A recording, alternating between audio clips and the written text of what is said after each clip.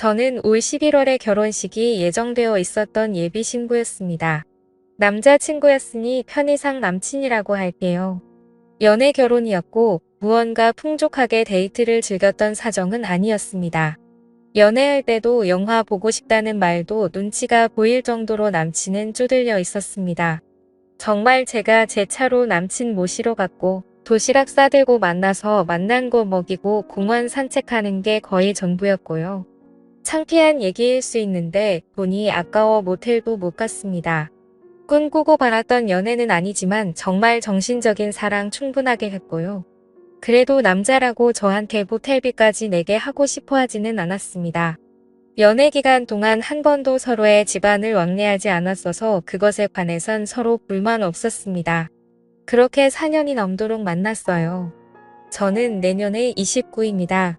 그러다가 아홉수가 안 좋다며 올해 날짜를 급하게 잡고 상견례를 했고 그 자리에서 뭐가 그렇게 당당하신지 시어머님들은 자기네 돈 없다고 말하셨고 저희 부모님은 뭐가 그렇게 죄송스러운 건지 계속 괜찮다며 돈이 있다가도 없고 없다가도 있다고 그러면서 둘만 잘 살면 되는 거 아니겠냐고 하셨죠. 돈 없다고 말하셨을 때도 제 속으로는 설마 정말 그렇게 없으실까 조금이라도 보태주시겠지 했습니다. 연애야 가난하든 말든 내가 좋아서 했지만 정말 결혼은 다르더라고요. 남친만 본다며 아직도 생각이 달라지지 않아요. 지금도 좋거든요. 시어머님들이 저희 부모님 앞에서 고개 빳빳하게 들고 돈 없다만 안 했어도 저도 이런 생각 덜합니다. 그런데 정말 돈 한 푼도 안 보태주셨고 남친이 그동안 모은 3천이 전부였습니다.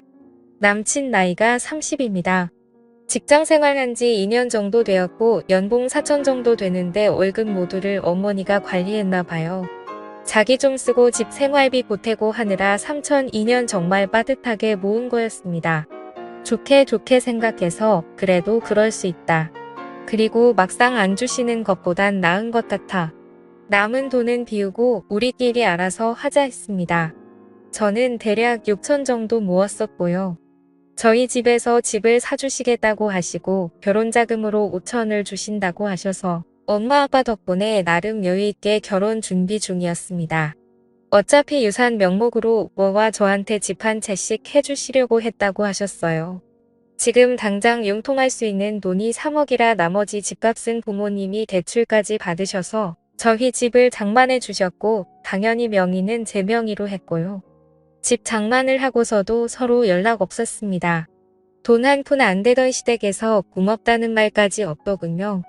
그때 남친도 괜히 연락 주고받다가 마음 상한다며 웬만하면 자기를 통해서만 얘기하길 바랐고 저도 한 성격 하는지라 서로 연락해서 좋을 게 없다 싶었지만 사돈이 자부를 주셨는데 감사하단 인사 정도는 해야 하는 거 아닙니까? 그러다 제가 얼마 전에 남친에게 서서히 월급 통장 가져올 준비를 하라고 했습니다. 다른 부분들은 모르겠지만 그쪽 어머니 통장을 절대 그냥 주실 분이 아니라는 거 정도는 알았거든요. 역시나 조용히 넘어가질 않더라고요. 전화하셔서 반 이상 욕을 섞어가면서 싸가지 없이 월급 통장 가져오라 그랬다면 난리를 치셨고 이네 집에서 그렇게 많이 해줬냐 그렇게 많이 해줘서 겁을 상실했냐 뭐 이딴 소리만 반복했습니다. 정말 창피했습니다.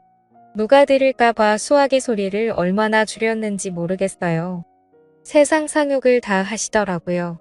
이때만 해도 시어머님이가 예의는 지켜야겠다 싶어 할 말 많았지만 참았고 남친한테 짜증내며 따졌어요.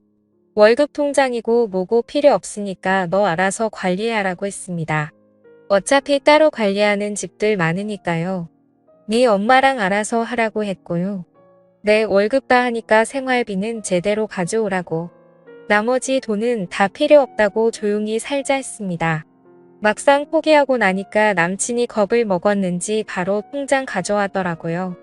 확인해보니 마이너스였던 통장이 저와 통화 후 1,800만 원 들어와 제로 상태였습니다. 그야말로 빵원요. 3천만 원이라는 돈은 또 어디로 간 걸까요? 아들내미 생활비 받는 것도 모자라 3천만 원을 말씀 없이 꿀꺽하셨나 봐요. 이런 상황조차 차마 저희 친정에는 말할 수 없었습니다. 남친도 정말 미안해했습니다. 어쩌겠어요. 이미 없어진 거 더 탓하고 싶지 않았어요. 통장 사건이 있고 얼마 안 되어 남친이 다른 건 몰라도 처가집에서 대출 받으신 거는 우리가 갚자고 제안하더라고요. 그 순간 정말 그래 내가 신랑 복은 있구나.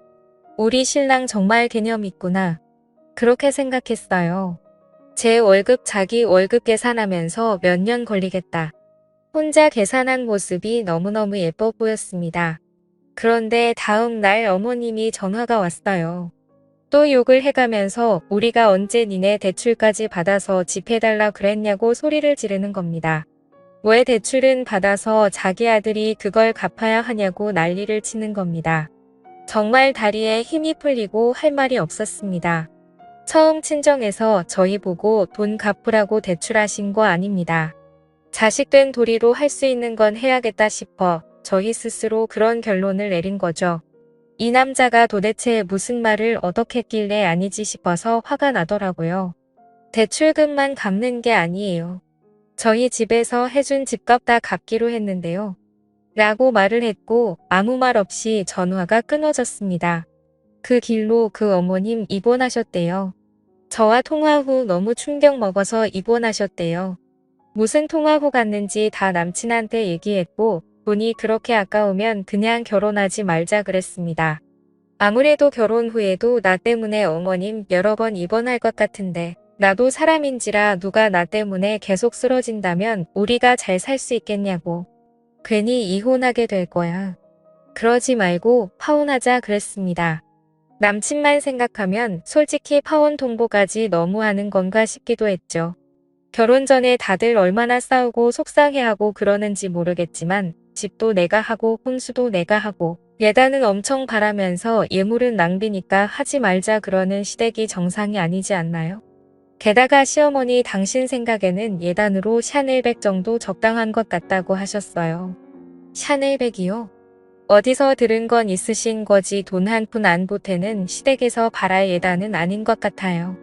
결혼 준비하면서 예단 예물 때문에 틀어지는 경우 많이 들었는데 제가 조용히 있으니까 만만해서 이러는 건가? 정말 설마. 이랬죠. 근데 진짜 그런 일이 있더라고요. 그래도 그쪽에 표현 안 하고 우리 엄마 아빠한테 너무 미안해서 내 돈으로 한복해드리고 결혼하는데 도리어 샤넬백을 선물로 받지 못할 망정 이 꼴이 뭔가 싶어요. 가난하다는 거 몰랐던 것도 아니고 그런 거 정말 생각하고 만났습니다. 나는 선물이 아니다라고 자부하면서 사랑 하나 믿고 만났어요. 그냥 우리는 행복할 거라고 막연히 생각했습니다. 하지만 이런 일이 있고 나니까 이제 왜 비슷한 집이랑 만나야 하는지 알려주지 않아도 알 것 같습니다. 결국 집은 전세로 놓기로 했어요. 남친한테도 그렇게 통보했고요. 그 소식을 들었는지 병원에서 시어머니에게 전화가 왔어요. 너는 병문안 한 번을 안 오냐며 뭐라고 하시길래 상황을 이해하지 못하시는 것 같아 그냥 괜찮으시냐고 물었고 그때서야 파혼이 웬 말이냐며 자식 없는 집값을 자기 아들이 어떻게 갚냐며 울먹이셨고 계속 그것만 물고 늘어주셨어요. 자긴 그런 집에서 살아본 적도 없고 본 적도 없는 데 있는 집에서 딸 시집 보낼 때는 그 정도 해줄 수 있는 거 아니냐며 말을 계속 이어나가시길래 저희 집 없는 집인데요. 대출받아서 집 산 거잖아요. 우리가 담보 없이 능력 안 되니까 부모님이 대신 대출 받으신 건데 그걸 왜 저희 부모님이 부담해야 하나요? 그리고 둘이 같이 갚는 거지 왜 아들 혼자 갚는 거라고 생각하세요? 그랬더니 거친 숨소리만 씩씩 나더니 끊고는 남친한테 또 무슨 말을 하셨는지 남친이 저한테 와서는 그 집은 그냥 전세 주고 우리는 우리 형편에 맞는 집에서 살자 하는 겁니다. 그래서 그것도 싫다고 했습니다. 어머니 어떤 사람인지 모를 때야 남친이랑 어디서 살던 불만 있으면 행복할 줄 알았는데 알고 나니까 남친이 집을 해온다고 해도 싫어지더라고요. 서로 행복을 빌어주자 관두자고 했고 그렇게 파혼했습니다. 전화기 꺼놓고 저도 마음 정리 중입니다. 부모님께 대충은 말했고 속상해하시지만 돈 문제로 지금부터 그러는 거면 안 하는 게 나은 것 같다고 하십니다. 그쪽 어머님은 아직도 병원에 계십니다. 아직도 사태 파악이 안 되시는지 계속 왜 너는 병문안도 안 오냐고 난리시랍니다. 남친도 마음이 정리가 안 되는지 힘들어합니다. 정말 그런 시어머니와 살 자신이 없어 파혼했지만 저도 남친만 생각하면 마음이 흔들립니다. 그냥 부모님께 연락하지 말라고 그러고 남친만 보고 살까 하다가도 내가 뭔지 천륜을 끊고 말고 하는 건가 싶어서 눈물이 나곤 합니다. 앞으로 이렇게 사람 하나 보면서 사랑만 할 순 없겠죠. 저도 이젠 이것저것 따지면서 누군가를 만나야 되겠죠. 제가 아직 철이 없는 건지 모르겠습니다.